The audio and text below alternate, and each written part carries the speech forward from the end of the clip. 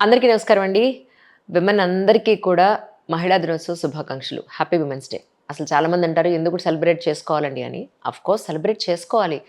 ఇంకొక ప్రాణికి జన్మనిచ్చే గొప్ప అదృష్టం మన స్త్రీలకే ఉంది. అన్నింటికన్నా మించి మన ఇంటిని, మన ఇంట్లో ఉన్న వాళ్ళందరినీ ఆరోగ్యంగా చూసుకోగలిగే శక్తి, యుక్తి మనకి మాత్రమే ఉంది. దానికిప్పుడు ఉద్యోగం కూడా తోడైపోయింది. ఇందుగలడు అందులేడు అన్నట్టు విమెన్ అంతా కూడా ఎంతో కష్టపడి ఎన్నో రకాలుగా పైకొస్తూ ఉన్నారు. We wish you all success them 100%. మనం ప్రతి ఒక్కళ్ళని కూడా అప్రిషియేట్ చేయాలి ఈ సందర్భంగా. 2 ఎక్స్‌ట్రీమ్‌లు చూస్తున్నాను నేను విమెన్‌లో.